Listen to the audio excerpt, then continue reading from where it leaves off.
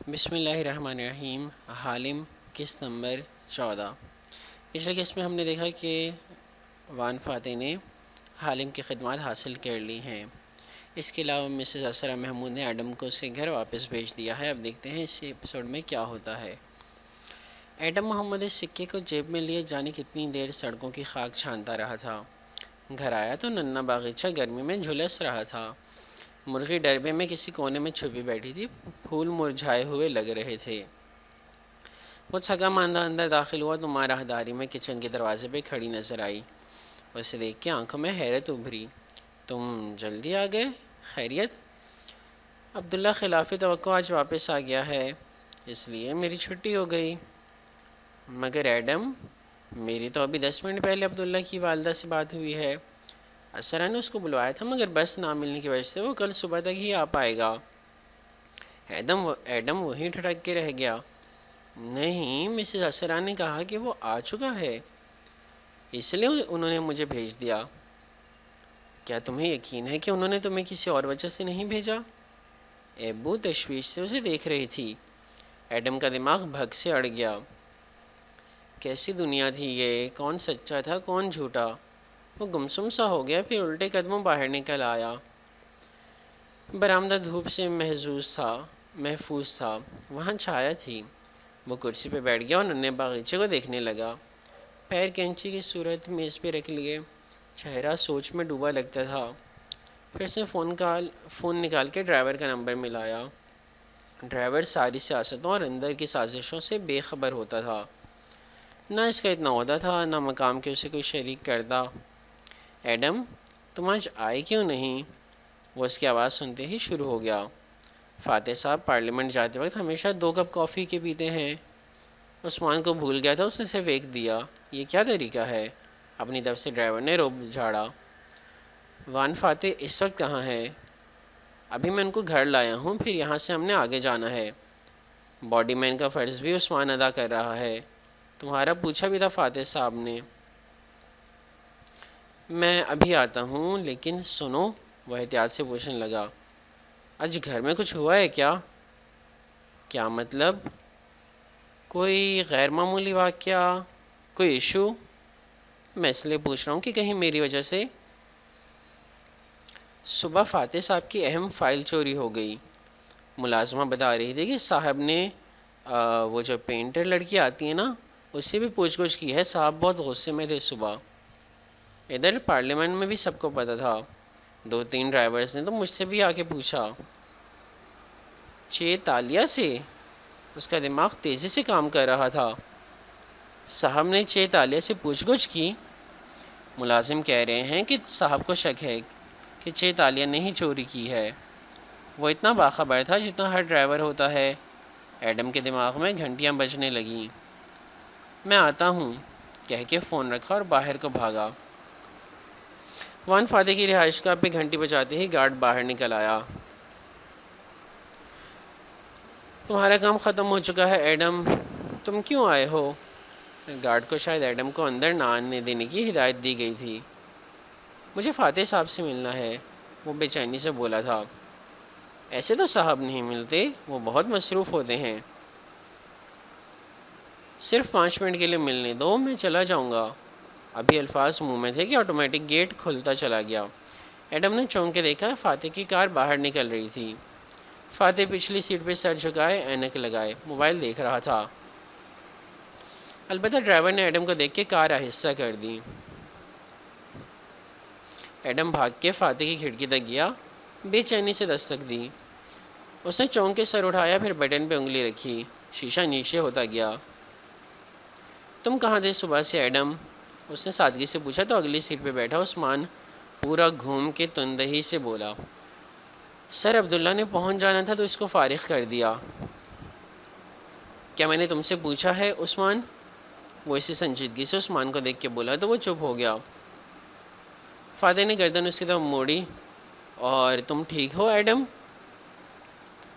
جی سر، وہ جلدی سے بولا۔ سر عبداللہ ابھی تک نہیں آیا، کیا میں آپ کے ساتھ جا سکتا ہوں؟ وہ کار کی کھڑکی کو پکڑے کھڑا تھا۔ اس کی ضرورت نہیں ہے ایڈم، ایم فائن، تھینکس، خیال رکھو اپنا۔ نرمی سے کہہ کے فاتح نے عینک اٹھا لی تو ایڈم کو پیچھے ہونا پڑا۔ شیشہ اوپر ہوتا گیا، کار آگے بڑھ گئی اور وہ وہیں خالی ہاتھ کھڑا رہ گیا۔ اب تم جاؤ، گارڈ اس کے سر پہ آ پہنچا۔ جیسے اس سے نکالنے کی جلدی ہو، لیڈر جا چکا تھا، وہ رکتا بھی تو کس کے لیے؟ گرمی کی حدت بڑھ گئی تھی، وہ باہر سڑک کنارے چلتا گیا۔ ذرا سی دیر میں پسینے سے پورا بھیگ گیا تو ایک جگہ درخت تلے فٹ پاتھ پہ بیٹھ گیا۔ پھر جیب سے سکہ نکال کے دیکھنے لگا۔ وہ گول سنہری سکہ تھا جس کے دونوں طرف مظفر آل سلطان لکھا تھا۔ اسے سکہ مزید اونچا کیا، اسے گول دائرے کے ساتھ ننھے ننھے حروف تھے جو مٹ مٹ کے ابھر رہے تھے۔ ایڈم کی آنکھیں پوری طرح کھل گئیں، دھوپ میں لمحے بھر کو وہ نظر آئے تھے۔ 1437۔ پھر وہ غائب ہوتے گئے۔ ایڈم بالکل سناٹے میں رہ گیا، یہ نظر کا دھوکہ نہیں تھا، یہ کوئی عجیب چیز تھی۔ اسے جلدی سے سکہ ڈبے میں رکھ کے جیب میں ڈال دیا، پھر پریشانی سے سر پکڑ لیا۔ تالیہ سے وہ پہلی دفعہ کب ملا؟ جب وہ اس سکے کو تنگو کامل کے گھر اپنی جیب میں ڈال رہا تھا۔ تالیہ نے 2 ماہ وہاں کیوں نوکری کی؟ 2 ماہ پہلے تو اسے نہیں معلوم ہوگا کہ وان فاتح نے اس گھر مہمان بن کے آنا ہے۔ کیا وہ اس سکے کے پیچھے تھی؟ ایک نئے خیال نے اسے چونکا دیا۔ کیا یہ اس کا بار بار اسرا کے گھر آنا یہ سب سکے کے لیے تھا؟ لیکن نہیں، وہ تو فاتح کی حفاظت میں مامور ایک پولیس آفیسر تھی جس کو فاتح پہلے سے جانتا تھا، تبھی اس کو تاشا کہتا تھا۔ لیکن ایک منٹ، اگر وہ پہلے سے اس کو جانتا ہوتا تو چوری کے بارے میں تالیہ سے پوچھ گچھ کیوں کرتا؟ اتنی کڑی پوچھ گچھ کی ہوگی تو ہی ملازم گواہ ہے نا اس کے۔ اس کا ذہن شک اور یقین کے درمیان ڈول رہا تھا۔ بالآخر اسے موبائل نکالا اور تالیہ کے نمبر پہ ایک پیغام لکھا، ہم کب مل سکتے ہیں، اور بھیج دیا۔ اب اسے جواب کا انتظار تھا۔ اگلا منظر، دوپہر دھیرے دھیرے شام میں ڈھل رہی تھی، البتہ گرمی اور حبس ویسا ہی تھا۔ ایسے میں وہ نیلے شیشوں والا بزنس ٹاور سر اٹھائے کھڑا تھا جس کے 19ویں فلور پہ اشر محمود کا آفس واقع تھا۔ 19ویں فلور پہ کشادہ سی لابی بنی تھی جس کے سامنے لفٹ کے دروازے اس وقت کھل رہے تھے اور تالیہ مراد باہر نکل رہی تھی۔ لباس بدل لیا تھا، گلابی قمیص پہ سیاہ منی کوٹ پہنے، کونے پہ بیگ ڈالے، سنہری چوٹی کندھے پہ آگے گرائے اور سر پہ ترچھا سفید ہیڈ جمائے وہ باہر آئی اور ریسیپشن ڈیسک کے قریب رکی۔ تالیہ بنت مراد، مجھے اشر صاحب سے ملنا ہے۔ جی، ان کا آفس بالکل کارنر میں ہے۔ لڑکی نے تہذیب سے گائیڈ کیا تو وہ کہہ کے نخریلی امیر زادیوں کی طرح آگے بڑھ گئی۔ کنکھیوں سے لابی کے صوفے پہ اخبار پھیلائے، مطالعے میں منہمک دادن کو دیکھا مگر رکی نہیں۔ فاتح وہ کر دے گا نا جو تم نے کہا ہے؟ دادن اخبار سامنے رکھا ایسے سے بولی۔ کان میں لگا آلہ دور جاتی تالیہ کا آواز پہنچا گیا، عالم کی بات کون ٹال سکتا ہے؟ وہ بے پرواہی سے بولیا۔ وہ راہداری کے دوسرے سرے تک پہنچ گئی تھی۔ اشر کے آفس کے باہر بیٹھی سیکرٹری فوراً اٹھی۔ تالیہ، اشر صاحب آپ کا انتظار کر رہے ہیں۔ سیاہ منی کوٹ والی لڑکی نے پرس میں ہاتھ ڈالا اور سیاہ موبائل سے نمبر ملایا۔ 2 گھنٹیاں اور کال کاٹ دی۔ اب وہ اشر سے ملنے کے لیے تیار تھی۔ وہاں سے چند میل دور ایک بین الاقوامی نشریاتی ادارے کے اسٹوڈیو روم میں وان فاتح موجود تھا۔ سیٹ لگا تھا، کیمرے سیٹ ہو رہے تھے، اینکر اپنے کاغذات پڑھ رہا تھا اور فاتح مطمئن سا ٹانگ پہ ٹانگ جمائے کافی پیتے ہوئے سارا منظر دیکھ رہا تھا۔ تب ہی جیب میں رکھا فون تھر تھر آیا تو اس نے نکال کے دیکھا۔ عالم کا نمبر دیکھ کے مسکرایا اور موبائل واپس رکھ دیا۔ پھر قریب کھڑے عثمان کو بلایا۔ یہ کافی لے جاؤ، میں فریش ہو چکا ہوں، اس کی ضرورت نہیں ہے۔ خیریت سر؟ عثمان نے مسکرا کے اس کا تازہ دم چہرہ دیکھا۔ ہاں، صبح ایک انویسٹیگیٹر کو ہائر کیا تھا، اسے بتایا ہے کہ فائل مل گئی ہے، اللہ کا شکر۔ عثمان کا منہ کھل گیا۔ واقعی؟ اصلی فائل؟ کہاں سے ملی؟ جس نے چرائی تھی اس کے سیف سے۔ مگ اس کی طرف بڑھا دیا اور سامنے دیکھنے لگا جہاں اینکر اپنی نشست پہ بیٹھ رہا تھا۔ عثمان پھیکا سا مسکرایا۔ مبارک ہو سر، اور مگلیہ آگے بڑھ گیا۔ واپس اشر کی آفس بلڈنگ میں آؤ تو لابی کے صوفے پہ بیٹھی بظاہر اخبار پڑھتی داتن دبی آواز میں ہونٹ کم سے کم ہلائی کہہ رہی تھی، اب تک وان فاتح نے اپنے سیکریٹری کے سامنے فائل مل جانے کا ذکر کر دیا ہوگا۔ وہ فوراً اپنے اصل خداؤں کو بتائے گا اور وہ پریشان ہو کے اس جگہ جائیں گے جہاں فائل رکھی ہے۔ میں اس کا پیچھا کروں گی اور یوں وہ خود ہمیں فائل تک لے جائیں گے اور ہم اس کو چرا لیں گے۔ تالیہ نے جواب نہیں دیا کیونکہ وہ اندر اشر کے آفس میں ہی بیٹھی تھی۔ آفس بہت روشن تھا، وہ دو متصل دیواریں شیشے کی تھیں۔ وہ بلڈنگ کا کارنر آفس تھا، اونچی عمارتوں میں بنے آفسز کا بہترین آفس کارنر آفس ہوتا ہے، جہاں ایک کے بجائے دو دیواریں شیشے کی ہوتی ہیں اور وہاں سے سارے شہر کا نظارہ کرنا بہت دل فریب ہوتا ہے۔ اشر ٹیک لگائے اپنی کرسی پہ براجمان مسکرا رہا تھا اور سامنے تالیہ بن مراد سنجیدہ سی بیٹھی نظر آ رہی تھی، ہیڈ سر پہ ترچھا رکھا تھا۔ میں آپ کا زیادہ وقت نہیں لوں گی انچے اشر، وہ ناخوشی سے کہہ رہی تھی۔ انچے یعنی مسٹر۔ آپ کہیے چے تالیہ، میں آپ کے لیے کیا کر سکتا ہوں؟ وہ مسکرا کے بولا، گہری چھوٹی آنکھیں تالیہ کے تاثرات کو پڑھنے کی کوشش کر رہی تھی۔ آپ ایک معزز انسان ہیں اور میں ایک سوشلائٹ اور آرٹ لور ہوں۔ کوالالمپور کے آرٹ سے تعلق رکھنے والے حلقوں میں میرا ایک نام ہے، پہچان ہے۔ میرے کسی بھی قسم کے سیاسی عزائم نہیں ہیں، نہ مجھے سیاست میں دلچسپی ہے۔ اس لیے کل جو تصویر آپ نے ٹویٹ کی اس کے بعد سے مجھے موضوع گفتگو بنایا جا رہا ہے جو میرے لیے تکلیف کا باعث ہے۔ وہ ڈسٹرب نظر آ رہی تھی، اشر کے چہرے پہ افسوس ابھرا۔ جی مجھے بھی وہ سب بالکل اچھا نہیں لگا۔ اب تصویر اتارنا برا لگتا ہے لیکن آپ فکر نہ کریں، میڈیا کی تو عادت ہے بات کا بتنگڑ بنانا۔ آپ کوشش کیجیے کہ اس کی سختی سے تردید کر دیں تاکہ میرے عزیز و اقارب کو سب سے تکلیف نہ ہو۔ میرا آپ کی فیملی کا حصہ بننے کا کوئی ارادہ نہیں ہے۔ تردید کرنا بات کو مزید اچھالتی ہے۔ اب سیاست نہیں سمجھتی چاہیے تالیہ، خاموش رہنا اور نظر انداز کرنا بہتر ہے۔ وہ اب آگے ہو کے بیٹھا تھا، سمجھانے والے انداز میں کہہ رہا تھا، میں سیاست کو سمجھنا بھی نہیں چاہتی انچے اشر۔ صبح وان فاتح نے بھی مجھے آپ کے حوالے سے باتیں کی جو مجھے اچھی نہیں لگی۔ وہ کسی فائل کا ذکر کر رہے تھے، پتہ نہیں کیا کہہ رہے تھے۔ براہ مہربانی ہے آپ لوگ اپنی سیاست میں مجھے نہ دھکیلیں، وہ سپاٹ انداز میں کہہ رہی تھی۔ میں آبنگ کی طرف سے معذرت کرتا ہوں، وہ پیرانوائڈ ہیں، وہ نرمی سے کہنے لگا تو تالیہ نے خفگی سے سر جھٹکا۔ مجھے سچ میں آپ کے باہمی مسائل میں دلچسپی نہیں ہے، مجھے صرف آرٹ آپ کی فیملی کے قریب لایا ہے۔ تو آپ کو آرٹ پسند ہے؟ وہ بات کو تول دیتے ہوئے مسکرا کے پوچھنے لگا۔ تالیہ ذرا سا مسکرائی۔ ہر قسم کا آرٹ، چاہے وہ کینوس پہ بکھیرا جائے یا اسٹیج پہ پرفارم کیا جائے یا کتاب میں کہانی کی صورت لکھا جائے، آرٹ حیران کرنے کا نام ہے۔ لوگ آرٹ دیکھنے پتہ ہے کیوں آتے ہیں انچے اشر؟ تاکہ وہ حیران ہوں، امیزڈ ہوں، دھوکہ کھا جائیں، اور جب ان پہ دھوکے کھلے تو وہ ششدر رہ جائیں۔ لوگ عام زندگی میں ہر چیز پہلے سے جان لینا چاہتے ہیں تاکہ دھوکہ نہ کھائیں، مگر آرٹ پہ وہ صرف حیران ہونے اور اپنا دماغ بھگ سے اڑا دینے کے لیے پیسہ خرچ کرتے ہیں۔ عجیب بات ہے نا؟ تو تالیہ، آپ کو لوگوں کو حیران کرنا اچھا لگتا ہے؟ وہ محظوظ ہوا تھا۔ جی مجھے وہاں سے آنا اچھا لگتا ہے جہاں سے انہوں نے توقع بھی نہیں کی ہوتی۔ اس کی مسکراتی چمکدار آنکھیں اشر پہ جمی تھیں۔ آپ کو کیا اچھا لگتا ہے؟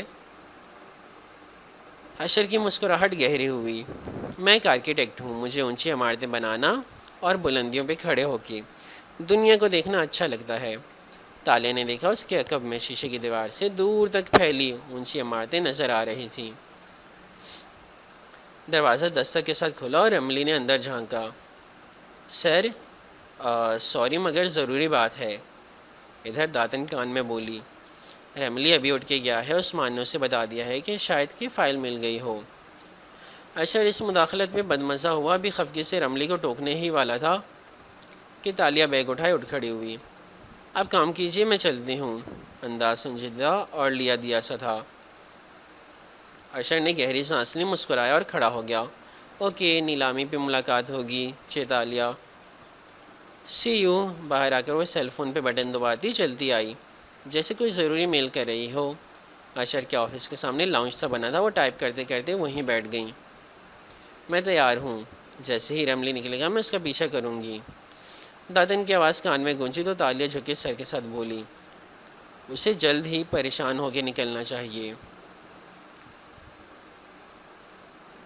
1 منٹ گزرا، 2 منٹ، 5 منٹ۔ بالآخر رملی باہر آیا اور سیدھا اپنے کیبن کی طرف بڑھ گیا جو سامنے ہی تھا۔ کرسی سنبھالی اور کام کرنے لگا۔ تالیہ غیر آرام دہ ہوئی۔ چند منٹ مزید گزرے، نہ اشر آفس سے نکلا نہ رملی اپنی جگہ سے اٹھا۔ داتن بھی گڑبڑ آ گئی، اس کے کان میں بولی، تالیہ، یہ لوگ فائل چیک کرنے باہر کیوں نہیں نکلے؟ کسی بینک کی طرف یا گھر کی طرف کہیں تو رکھی ہوگی انہوں نے فائل۔ تالیہ نے آنکھیں اٹھائی، ہرن جیسی آنکھیں جو اطراف کا ایکس رے کر لیتی تھیں۔ پتلیاں سے کوڑ کے اس نے اشر کے آفس کے بند دروازے کو دیکھا، یا شاید وہ فائل چیک کر چکے ہیں۔ اسے ساری سمجھ آ رہی تھی۔ داتن، فائل اس کے آفس میں ہی موجود ہے۔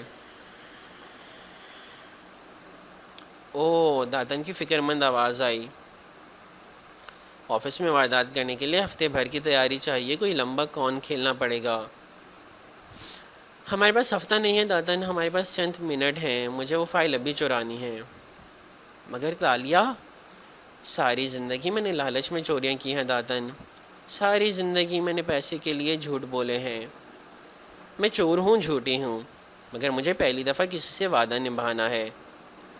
تو انکو کے پاس وقت نہیں ہے، مجھے ان کو کل صبح سے پہلے فائل دینی ہے تو دینی ہے۔ سروس باتھ روم میں آؤ، ہمارے پاس پلاننگ کے لیے 10 منٹ ہیں۔ وہ دبی آواز میں بولتے آگے بڑھ گئی، بجائے لفٹ کی طرف جانے کے وہ ایک راہداری میں مڑ گئی۔ دادا نے گہری سانس لی۔ وہ ایک بے نیاز سیاستدان ہے جو پرسوں تک تمہیں یاد بھی نہیں رکھے گا، شکریہ کہہ کے آگے بڑھ جائے گا۔ طاقتور سیاستدانوں سے محبت کرنے والی لڑکیاں ہمیشہ پچھتاتی ہیں۔ تالیہ، داتن افسوس سے بولی تھی، مگر تالیہ کچھ سن نہیں رہی تھی۔ اس کا ذہن نیا پلان سوچ رہا تھا۔ لابی کی گھڑی کی سوئیاں ٹک ٹک کرتی آگے بڑھ رہی تھیں۔ اسٹوڈیو میں کیمرے آن تھے۔ اگلا منظر، تیز روشنیاں جل رہی تھیں۔ 3 اطراف میں سبز رنگ کے کارڈ بورڈ کی دیواریں بنائی گئی تھیں۔ انٹرویو ریکارڈ ہوتے وقت سبز کارڈ بورڈ لگا دیا جاتا تھا اور بعد میں جب ٹی وی پہ دکھایا جاتا تو سبز پہ مختلف مناظر ایڈٹ کر دیے جاتے۔ اینکر سنجیدگی سے بیٹھا فاتح کو دیکھ کے سوال پوچھ رہا تھا، جب آپ ویژن کی بات کرتے ہیں تو آپ کے ذہن میں 20 سال بعد کا ملیشیا کیسے آتا ہے؟ وان فاتح پر اعتماد سا بیٹھا تھا۔ اس سوال پہ ہلکا سا مسکرایا اور گویا ہوا، ملاکا سلطنت جیسا۔ تمہیں معلوم ہے جیفری، بلکہ میں ملیشیا کے لوگوں سے پوچھنا چاہتا ہوں، کیا ان کو معلوم ہے کہ 600 سال پہلے کا ملاکا کیسا تھا؟ اشر کے آفس فلور کے سروس باتھ رومز میں وہ دونوں کھڑی تھی۔ تالیہ نے بیگ سنک کے سامنے انڈیل رکھا تھا اور اندر سے کچھ چیزیں نکالتے ہوئے داتن سے کچھ کہہ رہی تھی۔ وہ سر ہلا کے جواب میں اس کی تائید کر رہی تھی۔ جیفری، 600 سال پہلے ملاکا میں مسلمان سلاطین کی حکومت تھی۔ وہ سلطنت خطے میں ایک مضبوط اور طاقتور حیثیت رکھتی تھی۔ اس دور کے لوگ ہمارے جیسے نہیں تھے۔ کہتے ہیں وہ عظیم لوگ تھے، مگر آج میرے ملک کے لوگوں کو ان سے زیادہ بہادر بننے کی ضرورت ہے۔ داتن باتھ روم کے کونے میں رکھی ڈسٹ بن میں اخبار پھاڑ پھاڑ کے ڈال رہی تھی۔ جب ڈسٹ بن بھر گئی تو اس نے لائٹر سے کاغذ کو سلگایا۔ جلد ہی اخبار نے آگ پکڑ لی، شعلے بلند ہونے لگے۔ آج میرے ملک کے لوگ عجیب منفی رویوں میں ڈوبے ہیں۔ مجھے سب سے زیادہ تکلیف ان کے مظلوم پنے سے ہوتی ہے۔ یہ کس نے ہم انسانوں کو ہر وقت مظلومیت کی چادر اوڑے رکھنا اور ہمدردی تلاش کرنا سکھایا ہے؟ باتھ روم ایریا میں داتن ڈسٹ بن کو آگ لگاتی دکھائی دے رہی تھی اور تالیہ اپنا لباس بیگ میں اڑس رہی تھی۔ اس نے سیاہ ٹائٹ شرٹ اور سیاہ ٹوپی پہن رکھی تھی، چست اور تیار۔ تیز سے چلتے ہاتھ بیگ کی زپ بند کر رہے تھے، پھر بیگ کندھے پہ ڈالا اور کونے والے ٹوائلٹ میں گھسی جس کے اوپر روشن دان کی جالی لگی تھی۔ وہ اوپر چڑھی اور وینٹ کا ڈھکن اتارا۔ آپ صرف سوشل میڈیا کو ہی دیکھ لیں جیفری، مجھے اکثر لوگ وہاں اپنے دکھوں کا پرچار کرتے نظر آتے ہیں۔ انسان کے پاس اگر 3 چیزیں ہوں، رزق، عزت اور صحت، اور پھر بھی وہ غمزدہ ہو اور ہمدردی طلب کرتا نظر آ رہا ہو تو وہ ناشکرا ہوتا ہے۔ تالیہ نے روشن دان کی جالی اتار کے پھینکی اور بلی کی طرح اندر گھس گئی۔ اندر لمبی سرنگ سی تھی، یہ وینٹ تھے اور ہوا کے لیے ساری عمارت میں پھیلے تھے، اتنے چوڑے کہ وہ اس میں سینے کے بل لیٹ کے رینگ رینگ کے آگے بڑھ سکتی تھی۔ نیچے داتن ابھی تک آگ لگاتی نظر آ رہی تھی۔ میں جس ملک کا خواب دیکھتا ہوں وہاں مجھے لوگوں کو یہ سکھانا ہے کہ مظلومیت اور کمزوری کو خود پہ طاری کرنا چھوڑ دیں۔ نکل آئیں اس مائنڈ سیٹ سے کہ دنیا نے ہم پہ ظلم ڈھا دیا، خاندان والوں نے ہمارے ساتھ برا کر دیا، دوستوں نے یوں دھوکہ دیا، ہم دکھی، ہم اداس، ہر وقت دوسروں سے ہمدردی مانگنا، یہ منفی رویے ہیں، ہمیں ان سے نکلنا ہوگا۔ مجھے بالکل ایسے لوگ اٹریکٹ نہیں کرتے جو چاہتے ہیں کہ لوگ ہر وقت ان کے غموں کی داستان سنتے رہیں۔ دادا نے باتھ روم کا دروازہ کھولا تو دھواں باہر کو نکلا۔ وہ آگے آئی اور ہداری میں لگا فائر الارم کھینچ دیا۔ ساری عمارت الارم سے گونج اٹھی، موٹی عورت تیز تیز آگے چلتی گئی، ہر ڈسٹ بن کے ساتھ رکتی، لائٹر سے آگ جلاتی اور آگے بڑھ جاتی۔ سی سی ٹی وی وہ پہلے ہی جیم کر چکی تھی۔ انسان بہت عظیم مخلوق ہے، اس میں بہت طاقت ہے، اسے تو ساری دنیا کو سنبھالنا ہے اور وہ اپنے آپ کو ہی نہیں سنبھال پائے، کتنی دکھ کی بات ہے۔ ہمیں اگر زندگی میں خوشی اور کامیابی حاصل کرنی ہے تو ہمیں ایک مثبت رویہ اپنانا ہوگا۔ اور مثبت رویہ کیسے اپنایا جاتا ہے آپ کی نظر میں؟ وینٹ کے اندھیر سرنگ میں وہ کونیاں گھسیٹ کے آگے بڑھ رہی تھی، کندھے پہ چھوٹا بیگ بھی لاد رکھا تھا جس میں ضروری سامان تھا۔ ہر تھوڑی دیر بعد راستے میں کوئی جالی آتی اور وہ اس سے جھانکتی، نیچے آفیسرز کے کمرے نظر آتے جہاں ہڑ بونگ مچی تھی۔ لوگ فائر الارم سن کے چیزیں سمیٹ رہے تھے، باہر بھاگ رہے تھے۔ مثبت رویہ ماضی کے دکھوں اور پچھتاووں سے نکلنے کا نام ہے۔ اگر آپ سے کچھ غلط سرزد ہوا ہے ماضی میں، اور سب سے ہی ہوتا ہے، تو اس پہ معافی مانگ کے اس سے سبق سیکھیں اور اس پہ ہر وقت کوڑنا چھوڑ دیں۔ آپ انسان ہیں، آپ سے ہر وقت سیدھا نہیں چلا جا سکتا۔ چند ایک بار اگر گر بھی گئے تھے تو آپ اس کو بھول جائیں اور آگے کا راستہ دیکھیں۔ اشر کے آفس کے انو پر وہ وینٹ میں رنگتے رنگتے پہنچ چکی تھی۔ اب اس کی کونیوں تلے چوکور جالی تھی جس سے آفس نظر آ رہا تھا۔ اشر چیزیں سمیٹتا اٹھ رہا تھا، باہر سے اس کو سیکریٹری بلا رہی تھی۔ فائر الارم مسلسل چنگاڑ رہا تھا۔ اور اگر آپ کو ماضی میں بڑے بڑے غم ملے ہیں تو ان کے پچھتاوے سے نکل آئیں، غلط فیصلوں پہ دکھی ہونا چھوڑ دیں۔ زندگی میں کوئی بھی چیز برا تجربہ نہیں ہوتی اگر اس سے آپ سبق سیکھ لیں۔ یہ ہوتی ہے مثبت اپروچ۔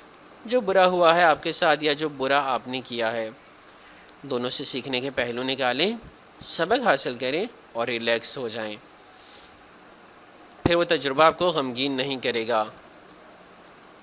حشر موبائل اور والیٹ لیے باہر بھاگ گیا، دروازہ بند کر دیا، آفس تنہا رہ گیا۔ تالی نے ایونٹ میں لیٹے لیٹے بیگ سے ایک آلہ نکالا اور بٹن دبا دیا۔ تھوڑی دیر لگی اور آفس کے دونوں سی سی ٹی وی کیمرے بجھ گئے۔ اس نے جالی اتاری اور نیچے کو کود گئی۔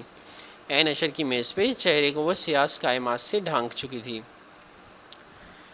میں چاہتا ہوں میرے ملک کے لوگ دوسروں کو ہر وقت الزام دینا اور مظلوم بننا چھوڑ دیں۔ یہود و نصارہ نے ہمارے ملک کی ترقی روک رکھی ہے، کفار ہمارے خلاف سازشیں کر رہے ہیں۔ ان بیکار باتوں سے نکل آئیں۔ اگر کوئی قوم ترقی نہیں کرتی تو یہ اس کا اپنا قصور ہوتا ہے۔ لوگ تو ہر قوم کے خلاف سازشیں کرتے ہیں، تو پھر دوسری قوم نے ترقی کیوں کر لی؟ یہ آئینہ دیکھنے کا وقت ہے، اپنی غلطیاں بحیثیت قوم مان لینے کا وقت ہے۔ تالیہ مراد اب اشر کے آفس کی میز کا ایک ایک دراز کھول کے چیک کر رہی تھی، ہاتھوں پہ دستانے چڑھا رکھے تھے۔ مجھ سے بولا نہیں جا رہا، پتہ نہیں چور کیا چوری کرے گی۔ اللہ نے انسان میں بڑی طاقت رکھی ہے۔ کامیاب آدمی کون ہوتا ہے بھلا؟ وہ جو ماضی کے غم سے نکل آتا ہے اور مستقبل کے بڑے بڑے خواب دیکھتا ہے۔ ہمارے خواب اتنے بڑے اور انوکھے ہونے چاہیے جیفری کہ وہ ہمیں ڈرائیں۔ پہلی دفعہ ان کو سوچ کے بھی خوف آئے، انسان صرف چھوٹے موٹے خوابوں کے لیے نہیں پیدا ہوا۔ وہ اب دیواروں کی پینٹنگز ہٹا ہٹا کے دیکھ رہی تھی۔ 90% لوگ آفیسز میں سیف کسی پینٹنگ کے پیچھے بناتے تھے، مگر پینٹنگز کے پیچھے کچھ بھی نہ تھا۔ سارے آفس میں نہ کوئی سیف تھا۔ وہ کمرے کے وسط میں کھڑی ہوئی اور آنکھیں بند کی۔ اگر وہ اشر محمود ہو تو وہ اس آفس میں سیف کہاں بنائے گی؟ انسان کی کمزوری وہ ہوتی ہے جس پہ وہ بھروسہ کرتا ہے۔ اشر کس پہ بھروسہ کرتا ہے؟ تالیہ سوچنے لگی۔ خوابوں کے لیے محنت کرنا پڑتی ہے، جان مارنی پڑتی ہے۔ لوگ مسئلوں کا آسان حل مانگتے ہیں اور جب وہ نہ ملے تو وہ مایوس ہو جاتے ہیں۔ اللہ تعالیٰ کو وکٹم ہوڈ بالکل نہیں پسند۔ ہمارے کچھ مسئلے ایسے ہوتے ہیں جن کو ٹھیک ہونے میں لمبا عرصہ لگنا ہوتا ہے، تو منفی لوگوں کی طرح اس عرصے کو مظلوم بن کے اپنی دکھوں کی کہانیاں سنانے کے بجائے انسان کو آگے کے بارے میں اچھا سوچنا چاہیے۔ اسے اتنا مثبت بننا چاہیے کہ اس سے مثبت شعاعیں پھوٹنے لگیں، وہ جہاں جائے ان مثبت خوشگوار روشنیوں کو بکھیرتا جائے۔ آفس کے وسط میں کھڑی تالیہ نے آنکھیں کھولی اور اب کے آفس کو دیکھا تو اس کی نظریں مختلف تھیں۔ میں ایک آرکیٹیکٹ ہوں، مجھے اونچی عمارتیں بنانا اور بلندیوں سے دنیا کو دیکھنا اچھا لگتا ہے۔ وہ وکیل ہونے کے ساتھ ساتھ آرکیٹیکٹ بھی تھا، اس نے یہ آفس خود ڈیزائن کیا تھا۔ تالیہ نے دیکھا دیوار پہ ایک بک شیلف تھا، اس نے بتی بجھائی، بلائنڈرز بند کیے، کمرہ اندھیر ہو گیا، پھر اس نے ننھی ٹارچ نکالی جس میں نیلی روشنی سی تھی۔ اس نے وہ روشنی شیلف پہ پھینکی، اوپری قطار میں چوتھے نمبر پہ رکھی کتاب کے اوپر نیچے نشانات نظر آ رہے تھے۔ یہ ٹارچ وہ تھی جو اندھیرے میں ایسے نشان دکھا دیتی ہے جو روشنی میں نظر نہیں آتے۔ تالیہ نے مسکرا کے بتی جلائی اور اس کتاب کو ذرا سا باہر کھینچا۔ بک شیلف میں گڑبڑاہٹ ہوئی اور وہ میکانکی انداز میں بائیں طرف کو سرکنے لگی۔ میں زندگی میں کبھی کسی چیز کو لے کر پچھتاتا یا گلٹ کا شکار نہیں ہوتا۔ جو غلطیاں کی ہیں زندگی میں ان کا مجھے احساس ہے، مگر میں ہمیشہ حل ڈھونڈتا ہوں۔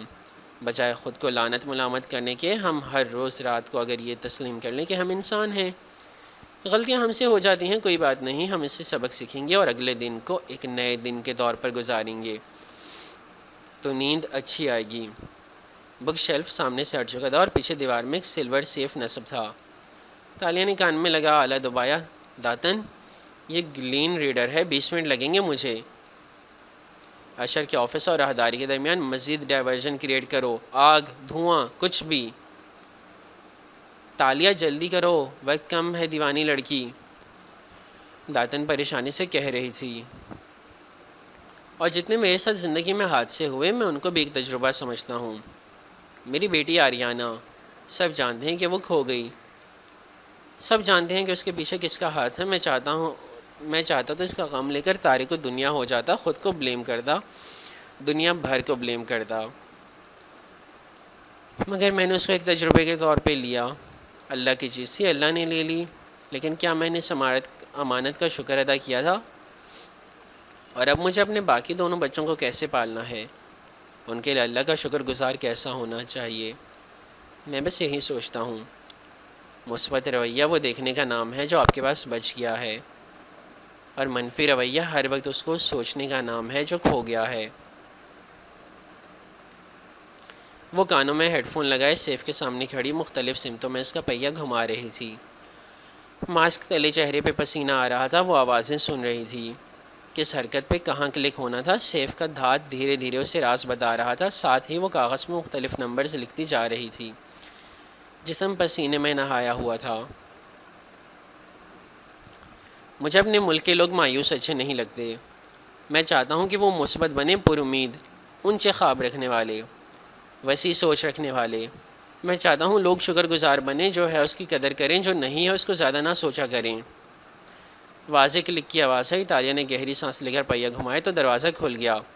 اندر سامنے نیلے فولڈر والی فائل رکھی تھی، اس نے فولڈر نکالا، صفحے پلٹائے، تصدیق کی، پھر اپنے بیگ سے چند صفحے نکال کے فائل کے اندر لگائے اور اصلی صفحات بیگ میں ڈال دیے۔ قومیں وہی ترقی کرتی ہیں جو اونچے خواب دیکھتی ہیں، اور یاد رکھنا جیفری، اگر آپ کا خواب ڈراتا نہیں ہے تو وہ بڑا خواب ہے ہی نہیں۔ باتھ روم کے روشن دان سے وہ نیچے اتری، وہاں دھواں بھرا تھا مگر دروازہ کھلا تھا۔ اس نے ماسک اتارا، بال کھولے، ایک گلابی شرٹ سیاہ لباس کے اوپر پہنی، ہیڈ سر پہ لیا، جوتے تبدیل کیے اور تیزی سے باہر کو دوڑی۔ دھوئیں کے باعث کھانسی آنے لگی تھی۔ فائر الارم ہنوز بج رہا تھا، فائر بریگیڈ کا عملہ عمارت میں داخل ہو چکا تھا۔ اگر ہم دنیا کو بدلنا چاہتے ہیں تو ہمیں اپنا رویہ بدلنا ہوگا، اور ہم دیکھیں گے کہ دنیا خود بخود بدلنے لگی ہے۔ یہ سوچ اور ویژن کی تبدیلی ہے جو میں ایک بہتر ملائیشیا میں دیکھنا چاہتا ہوں۔ اس اسٹوڈیو میں بیٹھا شخص مسکرا کے کہہ رہا تھا، اس کے چہرے سے روشنی پھوٹ رہی تھی۔ اور اینکر سمیت سب محویت سے اسے سن رہے تھے۔ تھینک یو وان فاتح آپ کے وقت کے لیے، اینکر نے کہہ کے کیمرے کی طرف رخ پھیرا۔ ناظرین، مجھے امید ہے کہ آپ نے بھی میری طرح بہت کچھ سیکھا ہوگا۔